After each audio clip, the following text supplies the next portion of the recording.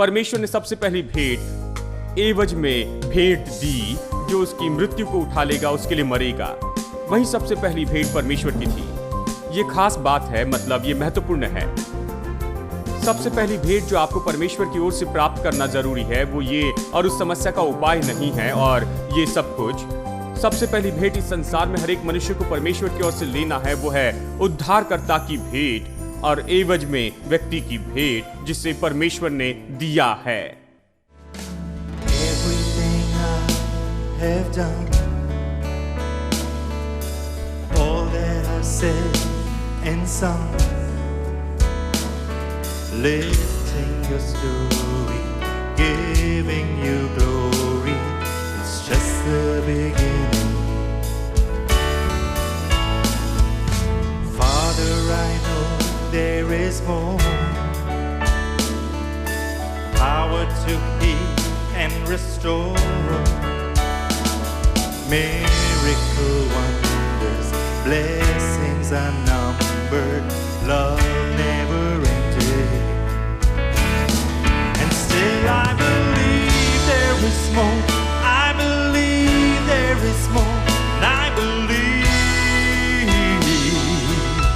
And so I open my hands to receive all that your love has in store.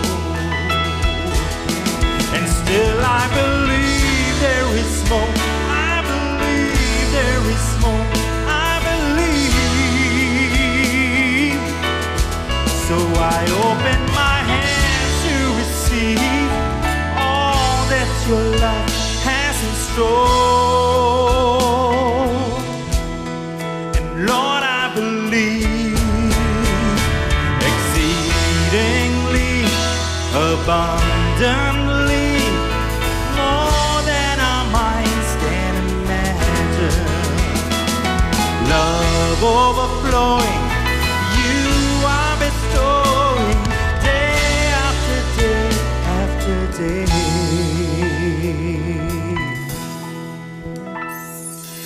You have been good to me. You have been good to me. Yes. You have been faithful. You have been faithful, meeting my needs. Lord, it's so plain to see. You have been good to me. I have been given so much I can't even begin to thank you. And still I believe there is more, I believe there is more, I believe. So I open my hands to receive all that your love has in store. And still I believe there is more, I believe there is more, I believe. And so I open my hands to receive all that your love has in store. Lord, I believe.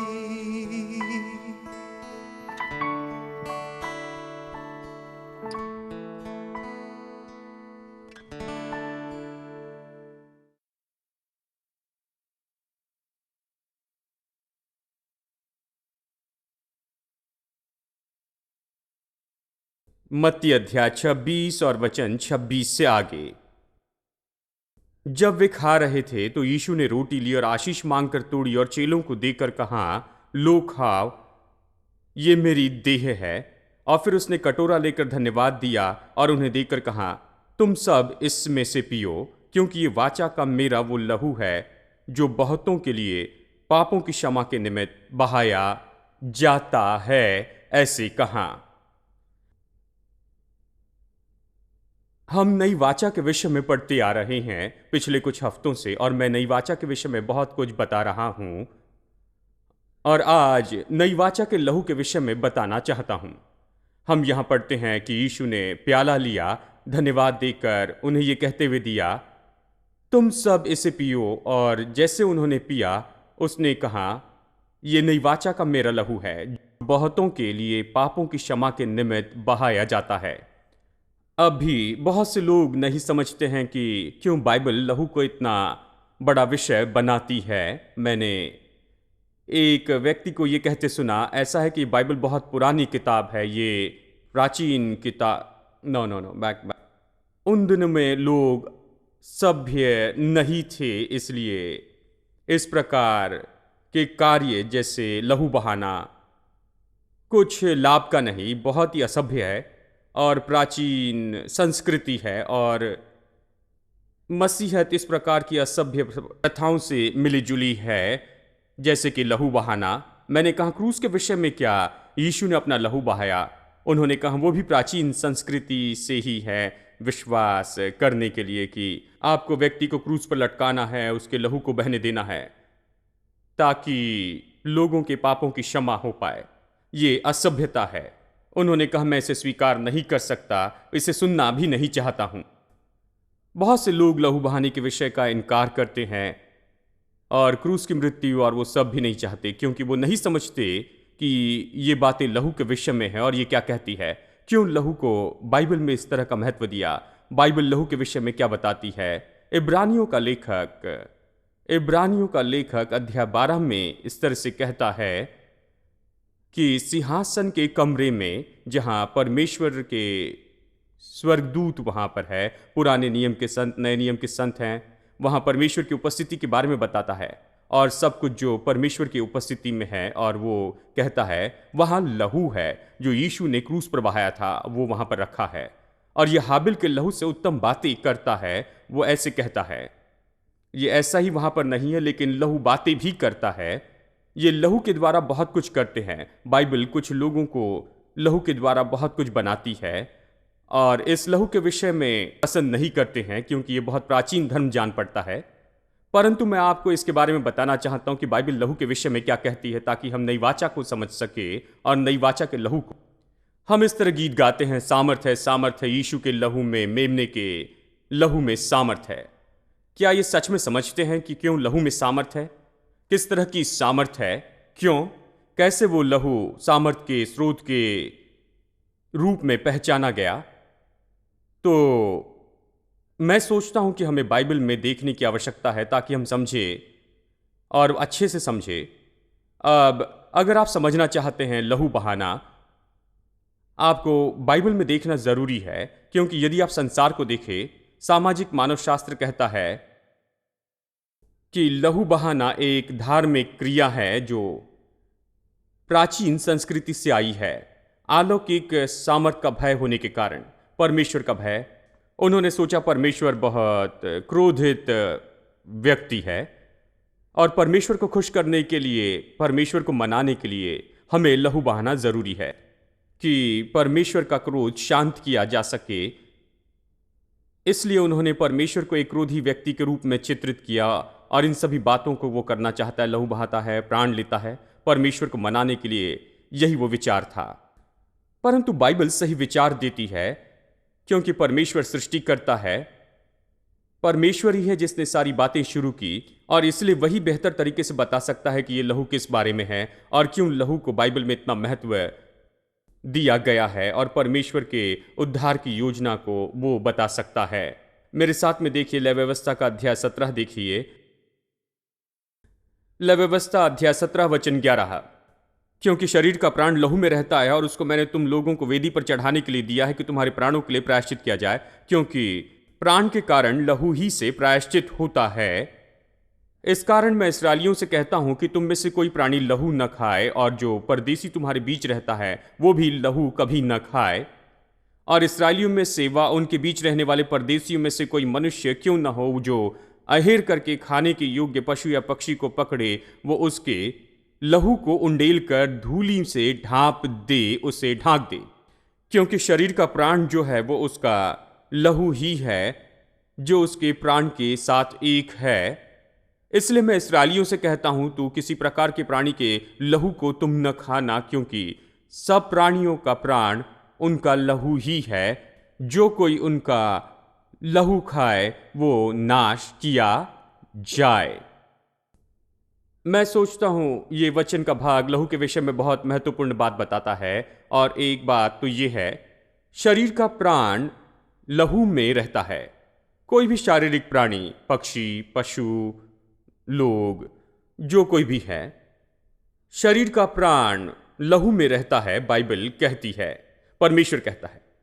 और ये वो शिक्षा है जो परमेश्वर द्वारा इस्राएलियों को दी गई थी ताकि वे समझे कि उनके द्वारा लहू के बलिदान चढ़ाने की अपेक्षा की जा रही थी। शरीर का प्राण लहू में रहता है और वो कहता है मैंने ये वेदी पर चढ़ाने के लिए दिया है, तुम्हारे पापों के प्रायश्चित के लिए। वो कहता है जब तुम पाप करते हो, प्रायश्चित के लिए लहू है जिसकी मांग मैं प्रायश्चित के लिए करता हूं, क्योंकि प्राण के कारण लहू ही से प्रायश्चित होता है। अब यह समझना जरूरी है, क्यों? परमेश्वर ने लहू दिया है हमारे पापों के प्रायश्चित के लिए। हमने पाप किया, फिर परमेश्वर ने कहा कि लहू बहाना जरूरी है। कारण यह है, यहीं पर है, शरीर का प्राण लहू में रहता है और मनुष्य पाप करता है। बाइबल कहती है पाप का दंड या पाप का परिणाम मृत्यु है। इसलिए बाइबल कहती है जो प्राण पाप करता है वो मरेगा। पाप की मजदूरी मृत्यु है। पाप पर परमेश्वर का न्याय जो है या पापियों पर। इसलिए यदि आप पाप करते हैं तो मरेंगे। परमेश्वर ने कहा आदम से उसने कहा जिस दिन तू इस फल को खाएगा, मना किया हुआ फल, उसी दिन तू मर जाएगा। मृत्यु उसका परिणाम है। इसलिए जो कोई पाप करता है निश्चय ही मृत्यु परिणाम है। इसलिए जब बाइबल कहती है मैंने तुम्हें लहू दिया कि प्रायश्चित के लिए इसे तुम बहा सको, इसका अर्थ है कि मृत्यु पाप का परिणाम है। और इस बात को बचाने के लिए, आपको मृत्यु से छुड़ाने के लिए, आपको उद्धार देने के लिए मैंने आपको लहू प्रायश्चित के रूप में दिया। अब कैसे लहू पापों के लिए प्रायश्चित बना? देखिए, मैंने अगर पाप किया तो मृत्यु के लायक हूं, मेरी सजा मृत्यु है। परंतु मेरे मरने के बजाय परमेश्वर ने प्रबंध किया। परमेश्वर ने कहा तुम बलिदान ले जाओ, उसका लहू बहाओ। जब उसका लहू बहाते हो, वो पशु अपना प्राण दे रहा है और वो पशु आपके एवज में इसे लेता है। अब वो पशु आपका एवज नहीं हो सकता है, क्योंकि हम मनुष्य प्राणी हैं, परमेश्वर के स्वरूप समानता में बने हैं। परंतु परमेश्वर कहता है मैं एक एवज भेजने वाला हूं, परंतु ये पशु उसका चित्र है। मैं आपको सिखाना चाहता हूं कि कैसे उद्धार आएगा। अनंत भूतकाल में यह ऐसे जान पड़ता है कि परमेश्वर ने एक आज्ञा दी, पिता, पुत्र, पवित्र आत्मा, त्रिएक परमेश्वर एक साथ आए और उन्होंने एक निश्चित आज्ञा दी और कुछ निश्चित आज्ञा दी। और उसमें से एक ये है कि परमेश्वर मनुष्य को बनाएगा। जब उसने निर्णय लिया कि वो मनुष्य को बनाएगा, वो जानता था मनुष्य पाप करेगा, मनुष्य गिर जाएगा। यदि नहीं जानता तो वो परमेश्वर नहीं हो सकता। वो सब कुछ जानता है, वो सर्वज्ञानी है, होने के पहले सब कुछ जानता है। इसलिए परमेश्वर ने सब कुछ पहले से जानते हुए सृष्टि की। उसने मनुष्य को बनाया अच्छी तरह से जानते हुए कि वो पाप करेगा, और यदि वो पाप करता है तो निश्चय ही महापाप का हल होना चाहिए। वह निश्चित ही उसके लिए उद्धार होना चाहिए, एक उद्धारकर्ता होना चाहिए। इसलिए परमेश्वर ने न केवल मनुष्य को बनाया ये जानते हुए कि वो पाप करेगा, लेकिन उसने ये निर्णय लिया और एक और निर्णय लिया इसके पहले कि मनुष्य बनाए, संसार को वो बनाए। उसने एक और दूसरा निर्णय लिया, यानी ये उद्धारकर्ता देने के लिए। और उद्धारकर्ता कौन है? त्रिएकता का दूसरा व्यक्ति यीशु मसीह नियुक्त किया गया और उद्धारक के रूप में चिन्हित हुआ। इसके पहले कि संसार बनाया जाए, इसके पहले मनुष्य की सृष्टि हो, वो पहले से ही काम पर नियुक्त किया गया। उसे उद्धारकर्ता का काम दिया गया। उसे एवज के रूप में आना था, मनुष्य के पापों को लेकर कलवरी के क्रूस पर मरना था।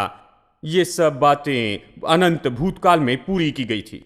अब कहां पर बाइबल ये कहती है, क्योंकि आपको ये नहीं सोचना चाहिए कि मैं कहानी बता रहा हूं। कृपया मेरे साथ निकाले पहला पत्रस अध्याय 1। चलिए मैं आपको पवित्र वचन में से दिखाता हूं। पहला पत्रस अध्याय 1 वचन 19 और 20। यहां पर पत्रस कहता है पर निर्दोष निष्कलंक मेमने अर्थात मसीह के बहुमूल्य लहू के द्वारा हुआ। यहां ये कहता है कि कैसे छुड़ाए गए हैं। वचन 18, चलिए वचन 18 से पढ़ते हैं। हिंदी में यदि हम वचन 19 पढ़ रहे हैं उतना ही काफ़ी है, लेकिन चलिए वचन 18 से पढ़ते हैं, क्योंकि तुम जानते हो कि तुम्हारा निकम्मा चाल चलन तो बाप दादों से चलता आया है। उससे तुम्हारा छुटकारा चांदी सोने अर्थात नाशवान वस्तुओं के द्वारा नहीं हुआ, पर निर्दोष और निष्कलंक मेमने अर्थात मसीह के बहुमूल्य लहू के द्वारा हुआ। ये कहता है कैसे छुड़ाए गए। वे नाशवान वस्तुओं के द्वारा नहीं छुड़ाए गए, परंतु यीशु मसीह के बहुमूल्य लहू के द्वारा, जो निर्दोष और निष्कलंक मेमना है। यीशु का वर्णन यहां पर निर्दोष और निष्कलंक मेमने के रूप में हुआ, जो सही है। अब वो यीशु पर टिप्पणी करता है, उसका ज्ञान जो जगत की उत्पत्ति के पहले से ही जाना गया था, पर अब अंतिम युग में तुम्हारे लिए प्रकट हुआ। इसलिए यीशु परमेश्वर का मेमना, निर्दोष और निष्कलंक मेमना, उसके लहू के द्वारा हमारा छुटकारा हुआ, और वो जगत की उत्पत्ति के पहले से ही ठहराया गया। वो इस तरह कि पहले से ठहराया जाना मतलब वो जगत की उत्पत्ति के पहले से ही चिन्हित किया गया ये काम पूरा करने के लिए। यही पहले से ठहराया जाना का अर्थ है। वो नियुक्त और चिन्हित किया गया जगत की उत्पत्ति के पहले मनुष्य के एवज में होने के लिए कि ये काम पूरा करे क्रूस पर मरने के द्वारा, निर्दोष और निष्कलंक मेमने के रूप में, ताकि मनुष्य का छुटकारा हो। एक और वचन प्रकाशित वाक्य अध्याय 13 और चलिए मैं वचन 8 पढ़ता हूं। और पृथ्वी के वे सब रहने वाले जिनके नाम उस मेमने की जीवन की पुस्तक में लिखे नहीं गए, वो जगत की उत्पत्ति के समय से घात हुआ है। मेमने का वर्णन देखिए। मेमना यीशु है। मेमना घात किया हुआ मतलब मेमने के रूप में उसका वर्णन हुआ है जगत की उत्पत्ति के पहले से। इसलिए पतरस और यूहन्ना दोनों ने विश्वास किया कि यीशु मसीह परमेश्वर का मेमना है। जगत की उत्पत्ति के समय से वो घात हुआ है। इसके पहले की जगत की उत्पत्ति हुई वो तैयार किया गया। परमेश्वर जानता था कि मनुष्य पाप करेगा और इसलिए उसे पहले एवज में तैयार किया जो उसका स्थान लेगा, मनुष्य का स्थान लेगा, मनुष्य के लिए कलवरी के क्रूस पर मरेगा। इसलिए पशुओं का बलिदान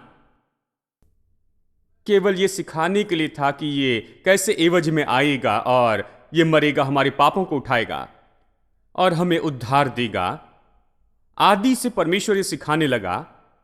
और इसके अलावा यीशु के संबंध में शिक्षा के अलावा पशुओं के बलिदान का कोई मतलब नहीं है। पशुओं का बलिदान हमारे पापों को दूर नहीं कर सकता। पशुओं का बलिदान, पशुओं का लहू हमारे पापों के लिए प्रायश्चित नहीं कर सकता। बाइबल कई बार और इब्रानियों की पुस्तक में बताती है और बहुत सी जगह पर।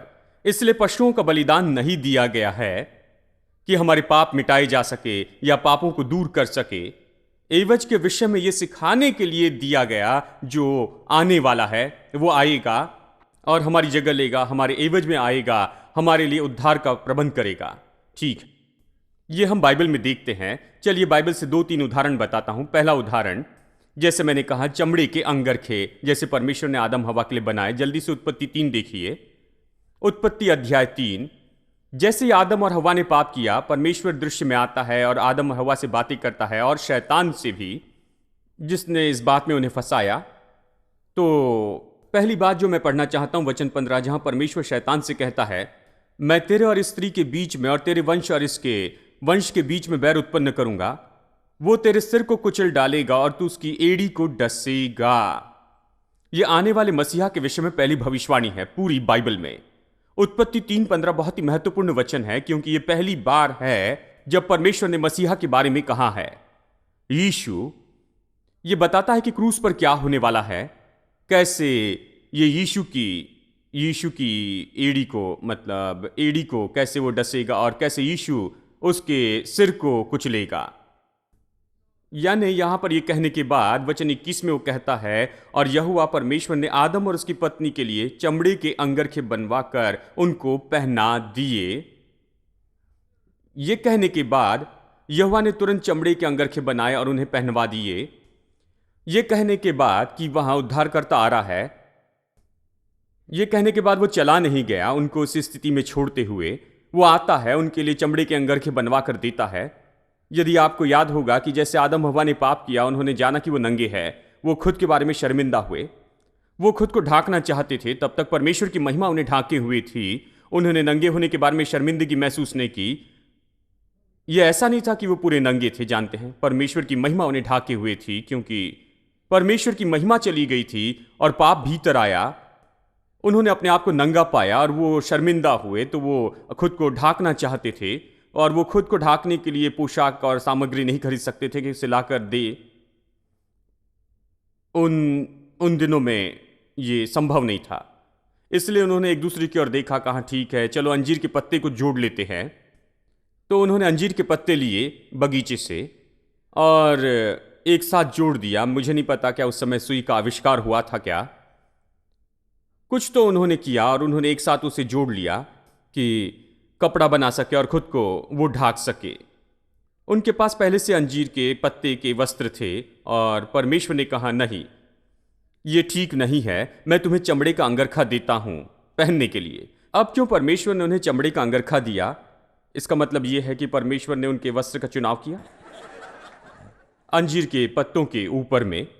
जानते हैं क्यों परमेश्वर ने उन्हें चमड़े का अंगरखा दिया? परमेश्वर का चमड़े का अंगरखा देने का एक बहुत बड़ा महत्व जान पड़ता है। चमड़े का अंगरखा अंजीर के पत्तों की जगह लेने के लिए दिया गया था, जिससे उन्होंने शर्म ढाकने की कोशिश की, जो पाप के परिणाम में आया।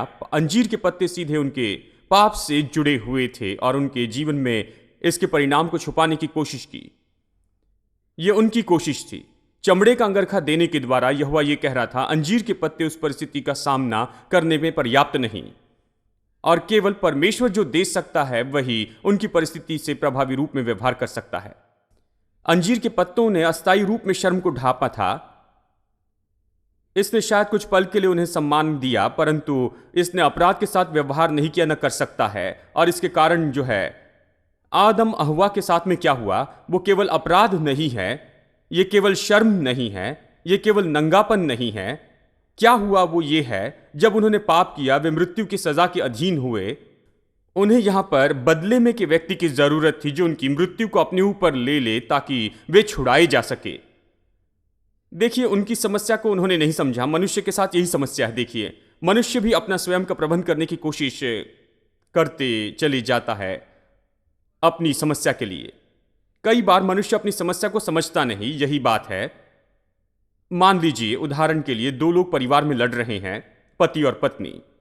जानते हैं कई बार वे नहीं समझते कि समस्या क्या है, और जब वे मेरे पास आते हैं मैं पहले उनसे पूछता हूं क्या आपने नया जन्म पाया हुआ है। वे नहीं समझते कि मैं क्यों पूछ रहा हूं। वे कहते हैं ऐसा है भाई, मेरे विवाह की समस्या है। मेरी समस्या विवाह है, नया जन्म की समस्या नहीं। मुझे नया जन्म के बारे में मत बताइए, मुझे यीशु मसीह के बारे में मत बताइए, मुझे मत बताइए कि कैसा उद्धार पाना और सब कुछ। मेरी समस्या विवाह की समस्या है।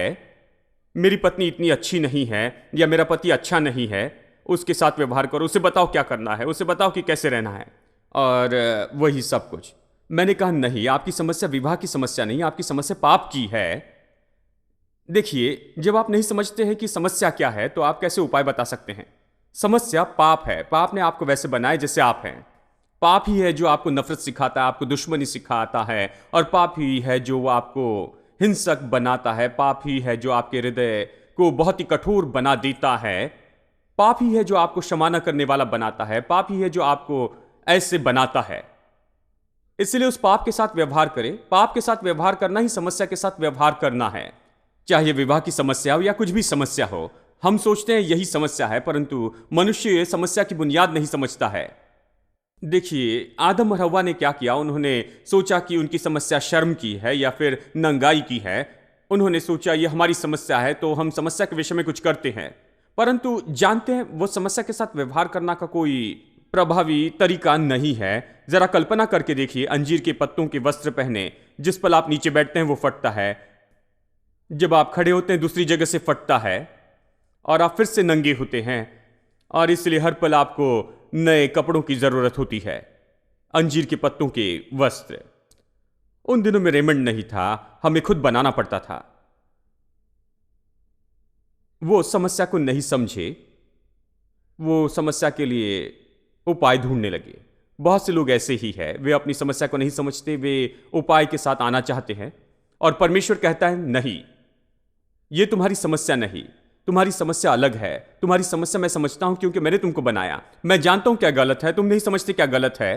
तुम्हारी समस्या यह है कि तुम मृत्यु की सजा के अधीन हो। तुम्हें उद्धार चाहिए, तुम्हारे बदले में कोई और चाहिए, तुम्हें किसी और की जरूरत है जो तुम्हारी मृत्यु को अपने ऊपर में उठा ले कि तुम आजाद हो जाओ। यही एक तरीका है जिसके द्वारा पाप से व्यवहार कर सकते हैं। परमेश्वर ने सबसे पहली भेंट पतित मनुष्य के लिए, जैसे मनुष्य गिरा, परमेश्वर ने सबसे पहली भेंट एवज में भेंट दी जो उसकी मृत्यु को उठा लेगा, उसके लिए मरेगा। वही सबसे पहली भेंट परमेश्वर की थी। यह खास बात है, मतलब यह महत्वपूर्ण है। सबसे पहली भेंट जो आपको परमेश्वर की ओर से प्राप्त करना जरूरी है वो ये, और उस समस्या का उपाय नहीं है और ये सब कुछ। सबसे पहली भेंट इस संसार में हर एक मनुष्य को परमेश्वर की ओर से लेना है, वो है उद्धारकर्ता की भेंट और एवज में व्यक्ति की भेंट जिसे परमेश्वर ने दिया है। Jesus, you were so good. Jesus, you were so good. There's nothing to fear, 'cause I'm here in your presence. Jesus, you were so good. Jesus, you are so, so good. And I just want to thank you in every beat. You've given me eternal life. You've given me eternal life. And your word will light my way. You've given me spirit with new mercies every day. Jesus, you are so good. Jesus, you are so good. There's nothing to fear, 'cause I'm here in your presence. Jesus, you are so good. Jesus, you are so, so good. And I just want to thank you in every beat of my heart. You've given me confidence. You've given me a confidence. And my soul is filled with peace. You are my provider. You supply my every need. Jesus, you are so good. Jesus, you are so good. There's nothing to fear, 'cause I'm here in your presence. Jesus, you are so good. Jesus, you are so, so good. And I just want to thank you with every beat of my heart. I just want to thank, oh, I just want to thank you with every beat of my heart. Oh, I just want to thank you. I just want to thank you. I just want to thank you.